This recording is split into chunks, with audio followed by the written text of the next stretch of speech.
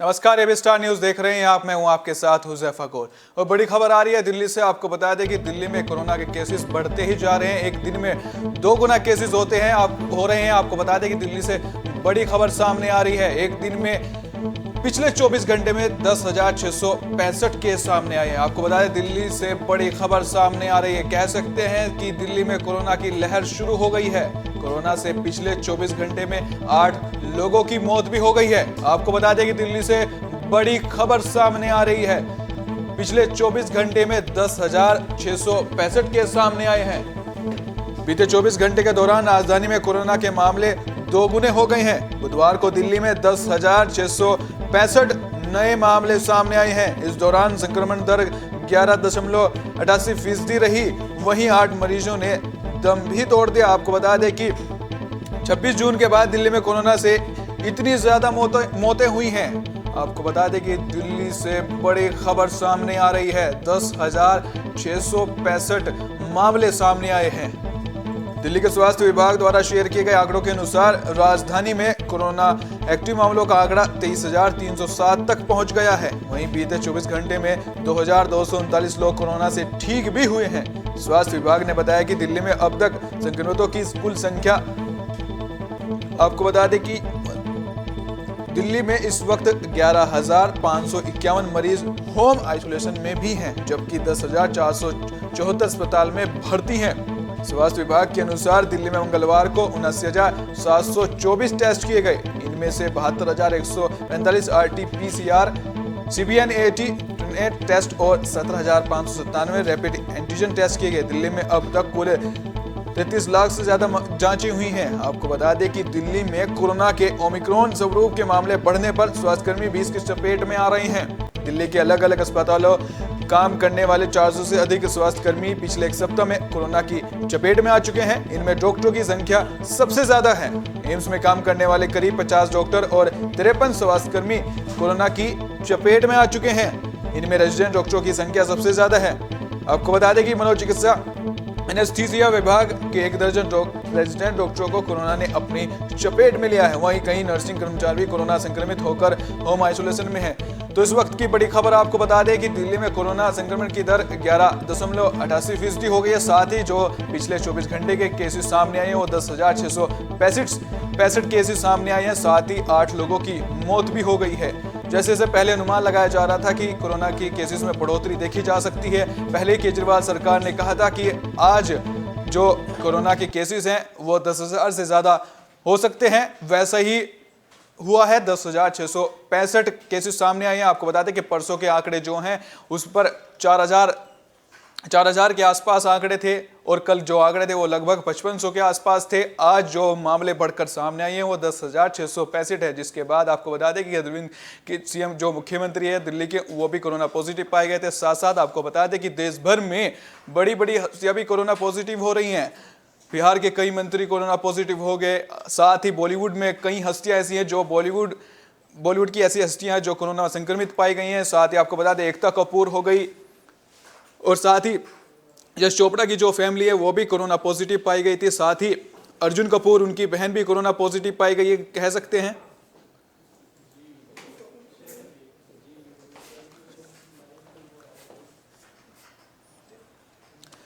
तो इस वक्त की बड़ी खबर जो दिल्ली से सामने आई है, 10,665 मामले सामने आए। पिछले 24 घंटे में 10,665 मामले सामने, जिसमें 8 लोगों की मौत हो गई है। साथ ही आपको जो हम जानकारी दे दें कि बॉलीवुड में कुछ ऐसी हस्तियां हैं जो कोरोना पॉजिटिव हो गई हैं।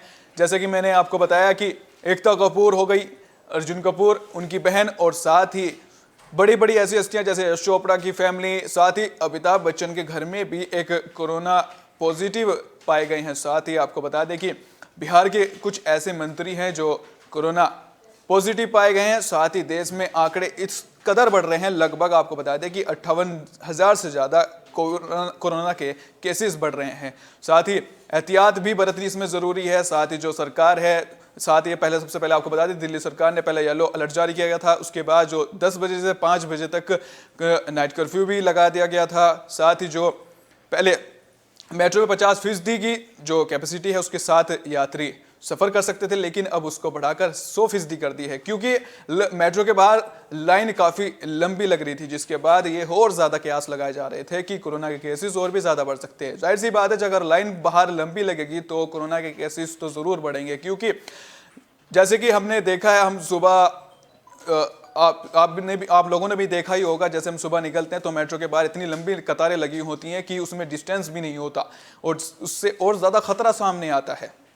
आपको बता दें कि जो इस वक्त देश का हाल है वो इस वक्त बिल्कुल भी सही नहीं है। महाराष्ट्र में भी सबसे ज़्यादा केसेस सामने आए हैं, महाराष्ट्र सरकार भी अलर्ट मोड पर नजर आ रही है। साथ ही आपको बता दें कि महाराष्ट्र सरकार से एक मेयर है, उन्होंने भी ये बयान जारी किया कि उन्होंने कहा कि अगर एक दिन में 20,000 से ज़्यादा केसेस सामने आते हैं तो हम लॉकडाउन ज़रूर लगा सकते हैं। तो कहीं ना कहीं जिस तरीके से केसेस देश में बढ़ते जा रहे हैं, दिल्ली में बढ़ते जा रहे हैं, तो दिल्ली भी एक लॉकडाउन की तरफ एक कदम आगे बढ़ रहा है, क्योंकि एक दिन में मात्र 24 घंटे में 10,665 केस आना ये एक बड़ी बात है। साथ ही कांग्रेस ने भी एक अच्छा फैसला लिया है, उन्होंने रैलियां अपनी रद्द की है कोरोना को देखते हुए, लेकिन जो इससे पहले जो दिन गुजरे हैं उसमें रैलियां कैंसिल नहीं की गई थी। लेकिन जो अब हालात बने हुए हैं, जिस तरीके से कोरोना के केसेस बढ़ते जा रहे हैं, तो कहीं ना कहीं चिंता ज़रूर बढ़ती नज़र आ रही है।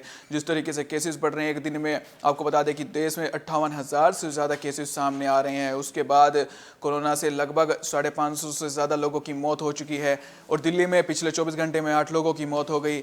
और अब बता दें कि ओमिक्रॉन के जो केसेस है उसमें 100 में से कह सकते हैं आपको 84 लोग ओमिक्रॉन के केसेस पाए जा रहे हैं। दिल्ली में जिस तरीके से ये बढ़ रहा है तो कहीं ना कहीं हम कह सकते हैं कि लॉकडाउन भी लग सकता है। लेकिन सरकार अपनी तरफ से पूरी कोशिश कर रही है, तो हमको भी एहतियात के तौर पर अपनी पूरी कोशिश करनी चाहिए।